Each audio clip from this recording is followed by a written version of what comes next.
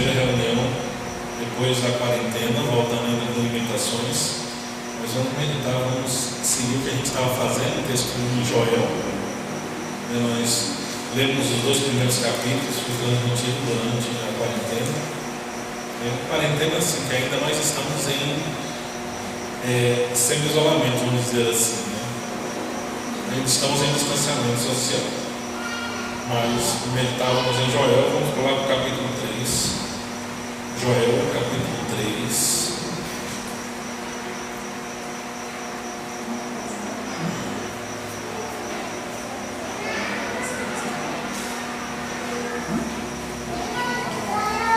Nós vamos ler do versículo 1 ao versículo 8.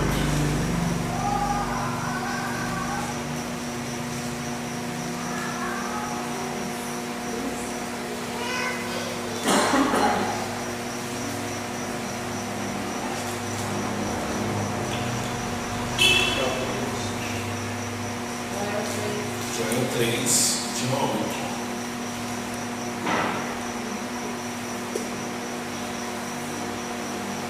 Diz assim a palavra de Deus: Eis que naqueles dias e naquele tempo em que mudarei a sorte de Judá e de Jerusalém, congregarei todas as nações e as farei descer ao vale de Josafá, e ali entrarei em juízo contra elas por causa do meu povo, da minha herança, Israel, a quem elas espalharam por entre os povos, repartindo a minha terra entre si. Lançaram sortes sobre o meu povo, e deram meninos por meretrizes, e venderam meninas por vinho, e beberam vinho que beberam. Que tendes vós comigo Tiro e Sidom, e todas as regiões da Filistia? É isso vingança que quereis contra mim? Se assim quereis vingar, farei sem demora cair sobre a vossa cabeça a vossa vingança, visto que levastes a minha prata e o meu ouro, e as minhas joias preciosas metestes nos vossos templos, e vendestes os filhos de Judá e os filhos de Jerusalém aos filhos dos gregos, para os apartar para longe dos seus limites. Eis que eu os suscitarei do lugar para onde os vendestes, e farei cair a vossa vingança sobre a vossa própria cabeça. Venderei vossos filhos e vossas filhas aos filhos de Judá, e estes aos sabeus, a uma nação remota, porque o Senhor o disse. Vamos orar.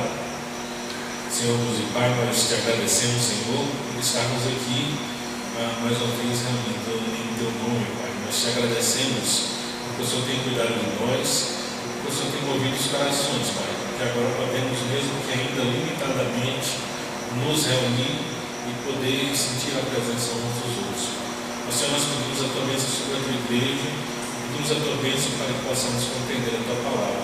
Senhor, nos abençoe, nos guarde, esteja conosco. Em nome de Jesus Cristo, seu Filho amado, que lhe pedimos e agradecemos. Amém. Eu não li o capítulo todo de Joel, porque Joel ele traz muitos detalhes no capítulo número 3. Mas a gente vinha meditando porque Joel ele fala justamente sobre uma crise, né? A gente viu lá os capítulos primeiros, ele fala sobre a misericórdia do Senhor, ele fala sobre a praga dos gafanhotos, e esse tempo de gafanhotos era justamente retratado sobre um período em que Israel passou por um grande mal, era uma grande praga. E aí nós meditamos em Joel, por quê? Porque nós estamos passando pelo mundo todo por essa questão dessa doença. E as pessoas elas estão trancadas dentro de casa, com medo, e o que a televisão faz é só mostrar medo e mais medo, e medo e medo sobre as pessoas. E o texto de Joel fala justamente sobre isso, porque ele fala de uma causa que geralmente as pessoas não prestam atenção. Por que a gente sofre tantas coisas hoje? Geralmente as pessoas olham e dizem: por que Deus permitiu que essas coisas acontecessem conosco? Mas nunca as pessoas olham para poder pensar o quanto é que elas têm desobedecido e ofendido a Deus durante os seus dias, durante a sua vida e tudo que se faz. As pessoas perguntam: por que Deus permitiu que essa doença viesse fazer todo mundo passar tanto tempo? Mas eles não se perguntam o quanto tem ofendido a Deus, o tempo que eles viviam nas farras, nas festas, nas esbornes, nos relacionamentos ruins. tantos nas drogas, são tantas coisas mais, tantos zombando de Deus, zombando da sua existência, e eles não se perguntam sobre o que Deus sentia com relação a isso que eles estavam fazendo. E Joel vem falar justamente sobre isso para Israel. Está falando, não vai vir uma praga, por quê? Porque vocês estavam em pecado, porque vocês se esqueceram de Deus. E aí, ao se esquecer de Deus, vem a praga e ele fala, não, mas não precisa desesperar. Se ajoelha, clama, se arrependa e Deus vai ouvir as suas orações. E essa é o chamado de Joel. E o final do capítulo 2 ele vai falar justamente para nós aí, dizendo que ele iria derramar, falando do último tempo, né, que iria acontecer uma coisa maravilhosa, né? Capítulo 2, ele vem no versículo 23 ou 25, por exemplo, vai dizendo, eu vou restituir os anos que foram consumidos, né? Falando, vocês se arrependam e eu vou fazer alguma coisa diferente. O 27 ele fala, sabereis que estou no meio de Israel, porque eu sou o Senhor e não há outro. E aí o 28 ao 32 ele fala sobre um grande dia, que é o dia do Senhor.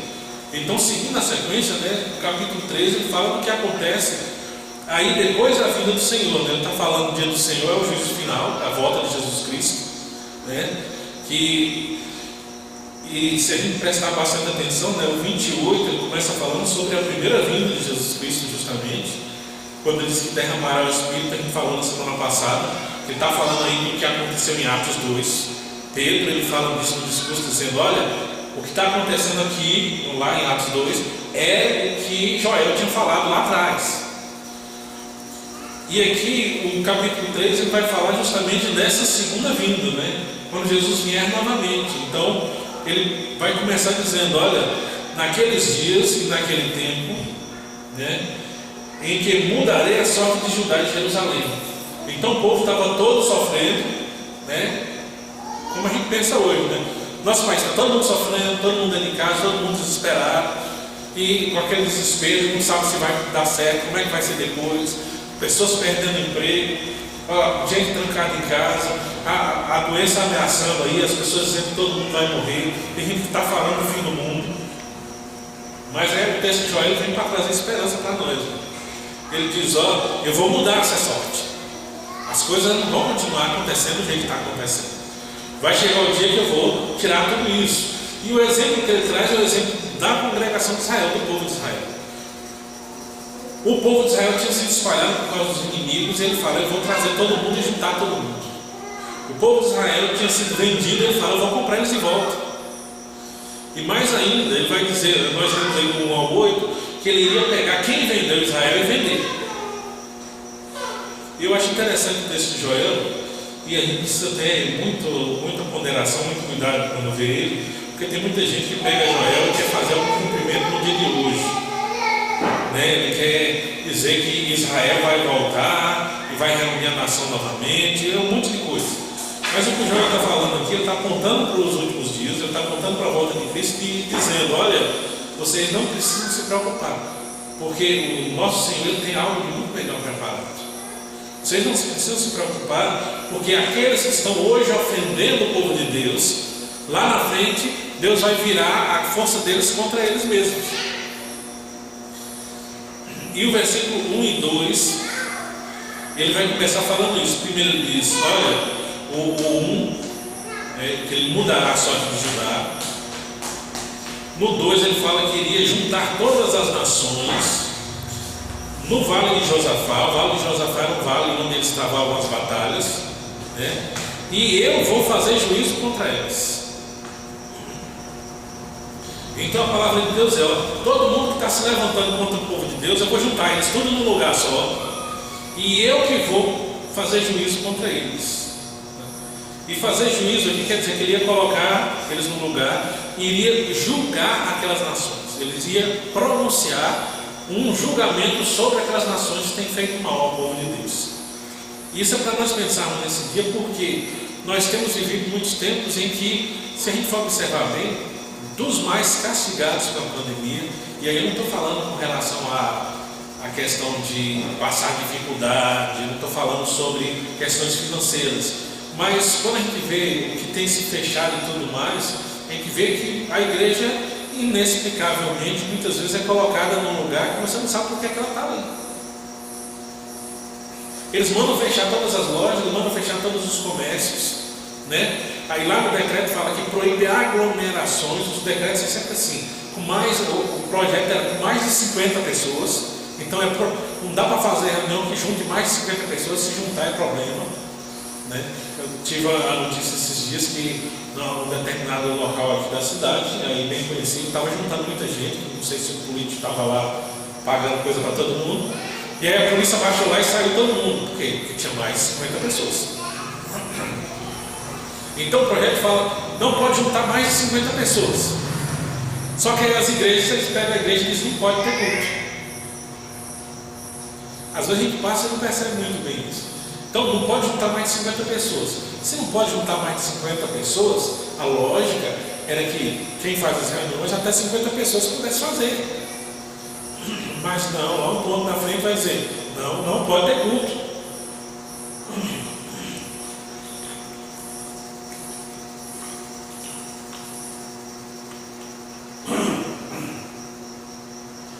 Então agora eles voltam e limitam o número. Se a gente for ver nem, por exemplo, eu tive contato com o pastor de Luiz Eduardo, lá na cidade, o decreto que foi dado lá, os cultos podiam voltar com até 30 pessoas. Mas na nossa cidade foi permitido só 20. E não é algo que é colocado de forma comum. Eles fazem pelo que eles pensam de igreja. Porque a gente sabe que tem algumas igrejas que são aquele salãozinho desse tamanhozinho que cabe quase ninguém. Então se você colocar 10 pessoas ali, já lota, já enche. Mas a gente tem um salão que se a gente colocar 30 ou 40 pessoas, dá para fazer um distanciamento de 1 metro e pouco entre um e outro, tranquilamente. Mas essas coisas elas não são levadas em consideração. É por quê? É porque o governante é ruim? Não é nada disso. É simplesmente porque o mundo em si, ele é influenciado para dificultar o Evangelho. E todo mundo está envolvido nisso. Qualquer um que não é cristão, que não é praticante do Evangelho, ele é influenciado para atrapalhar o Evangelho, porque o mundo funciona dessa forma. E aí nós temos que pegar aqui o que é que está acontecendo com Joel, porque aqui está simples, aqui está fácil. A nossa vida aqui ela é muito tranquila na nossa cidade. Mas quando a gente acompanha as notícias, nós vemos os absurdos que têm acontecido no Brasil afora. Numa igreja anglicana lá no sul, o sacerdote estava lá transmitindo o culto. Estava só ele, mais 5 pessoas, um sujeito tocando, o outro operando a câmera, uma pessoa lá na frente para não deixar ninguém entrar com a porta fechada, ele fazendo a transmissão do culto. O culto anglicano é muito parecido com o culto católico, a gente até estranho. Ele é uma celebração quase como uma missa. E ele está lá no meio e a polícia vem, bate na porta da igreja e manda parar porque é proibido. Isso foi colocado, outras igrejas foram proibidas, foram fechadas, com poucas pessoas dentro, sem fazer nada disso. Isso é o que? Isso é um sistema. Mas o que é que Deus está dizendo? Todas essas pessoas, todos esses que têm se deixado levar, que têm se levantado contra o povo de Deus, que têm se levantado contra a igreja, que têm dificuldade no funcionamento das igrejas, isso vai incluir até mesmo aqueles invejosos, né? Porque o problema das igrejas, conforme o nosso sínodo, né? O secretário executivo do sínodo, o reverendo Josemar, quando mandou o decreto, nós ficamos fechados até dia 18 por causa do decreto do sínodo, né? Tem os decretos municipais, mas o sínodo pediu para suspender para que a igreja ela desse exemplo. E uma das coisas que ele falou a gente pode até tentar se reunir, 50 pessoas, vamos tentar reunir, mas sempre vai ter alguém que vai chegar a apontar e dizer, olha lá, vai fazer uma denúncia, e daqui que chega a autoridade, e a gente se explica como é que está funcionando e tudo, aí já é um problema muito grande, já vem a igreja ser mal vista como alguém que estava tentando burlar, que alguém que estava fazendo alguma coisa de errado. E aí ele fala, por isso nós vamos fazer nesse primeiro momento, nós vamos fazer esse fechamento total, vamos parar os cultos. Então, todas essas pessoas é o que está se encaixando aqui em Joel, quando ele fala das pessoas que se levantam contra o Evangelho. Ele vai pegar todo mundo. Então Deus ele vai chegar e chamar nesse tempo também, vem cá, você foi a autoridade que proibiu as igrejas de reunir, você foi a força policial que tentou fechar a igreja mesmo quando eles não estavam fazendo nada errado, você é o sujeito que estava denunciando as igrejas porque ele estava fazendo culto mesmo, não infringindo a lei, ele vai reunir todo mundo e vai fazer juízo contra eles. Que é isso que Joel traz para nós. Então não é a gente que tem que brigar com ninguém. Deus vai julgar todos eles no dia certo. É isso que Joel vem trazendo. Ele vai dizendo: olha, eu vou congregar todo mundo, vou pegar o povo que se espalhou. Hoje é um bom exemplo do que nós estamos aqui, né? Eu acho que o pessoal não entendeu direito quando eu escrevi lá no grupo da igreja. Eu falei: desde a semana passada foi liberado, então nós vamos retomar agora, a partir de agora os cultos, só que só pode ter 20 pessoas e tal. E às vezes parece que o pessoal estava lá acostumado, não prestou muita atenção. Mas eu não fiz muita propaganda porque o meu medo era que, se eu publicasse agora de tarde no grupo da igreja, a gente enchesse aqui, tivesse mais de 20 pessoas, e tivesse alguém que tivesse ficado lá de fora e depois o irmão pudesse ficar com algum receio, achando que a gente está fazendo de propósito. Então eu fiz a propaganda no primeiro dia só para a gente sentir. Mas a gente vê que a igreja lá meio que se espalhou, está todo mundo em casa, deve estar um monte de gente lá. A transmissão não vai acontecer, não. Mas no meio disso também é o que o Joel está dizendo aqui, que o povo está todo mundo lá, todo mundo preparado, está todo mundo espalhado, mas Deus vai juntar todo o seu povo de novo. Ele vai trazer todo ele do lugar para onde foi mandado. Ele vai colocar todo mundo no mesmo lugar. E aí vai pegar quem estava impedindo o povo de fazer e vai julgar eles. Esse julgamento vai ser contra quem? Vai ser contra o prefeito, o governador que proibiu? Não, isso aqui é coisa pequena. Esse julgamento vem desde lá daqueles que não fizeram a coisa direito para o vírus ser propagado. A gente tem muitas histórias aí falando do vírus, isso aqui. Vai ser a responsabilidade daqueles que foram irresponsáveis para que esse vírus começasse a se espalhar pelo mundo. Vai ser todo aquele povo que não fez aquilo que deveria fazer. Então, todo mundo que foi e teve algum tipo de responsabilidade para o caso se agravar e chegar no estado em que nós estamos hoje, todos esses também serão cobrados por Deus. Porque uma coisa que eu tenho ouvido de alguns pastores na internet sobre o que está acontecendo, eles falando que hoje também é um tempo que talvez nunca nos últimos 20 anos a igreja ela se concentrou em reaprender o que é o culto doméstico, como ela fez nesses últimos 30 dias. Então Deus está usando a doença, está usando a pandemia para educar a sua igreja também. Mas assim como ele fala em Joel, ele usa o inimigo, mas depois ele castiga o inimigo por ter se levantado contra o povo de Deus. Essa é a mensagem que Joel traz para nós. Olha, no versículo número 3, ele segue aqui para nós dizendo: lançaram sorte sobre o meu povo e deram meninos por meretrizes e venderam meninas por vinho que beberam. Está falando que os inimigos eles chegaram lá e pegaram o povo de Deus e venderam os filhos de Israel como escravos. Eles trocaram os meninos por prostitutas, eles trocaram as meninas por bebida. E aí ele pergunta no versículo 4: o que tendes vós comigo, Tiro e Sidom? Tiro e Sidom eram cidades aí que eram opositores ferrenhos de Israel. E mais ainda ele pergunta: e todas as regiões da Filistia? Então é todo aquele povo que guerreava contra Israel há milhares de anos, né? E ele está dizendo: o que é que eu tenho com vocês? Por que é que vocês têm esse desejo tão profundo de ficar atacando o povo de Deus? Essa atenção que Joel está chamando aqui. E aí Deus pergunta: é vingança que vocês querem contra mim? Se é assim, se vocês querem se vingar, farei sem demora cair sobre a cabeça de vocês a vingança de vocês. O versículo 5 ele fala sobre o prato que foram levados. Você viu o desenho quadro? Qual o quadro que é desenhado? Ele fala sobre gente que se levantou contra Israel, eram nações que tinham rosca com Israel. Do mesmo jeito que hoje tem muita gente que tem uma rejeição com a igreja. Quando você fala de igreja, o cara, a pessoa já grita: esse negócio de igreja é um monte de uns pastores sem escrúpulo que quer ficar arrancando dinheiro do povo. Esse negócio de religião é coisa do passado. E a gente tem uma briga com a igreja. Esses são retratados aqui em Tiro, Sidom e Filistia. Mas mais ainda ele fala de gente que tirou aquilo que era de Deus.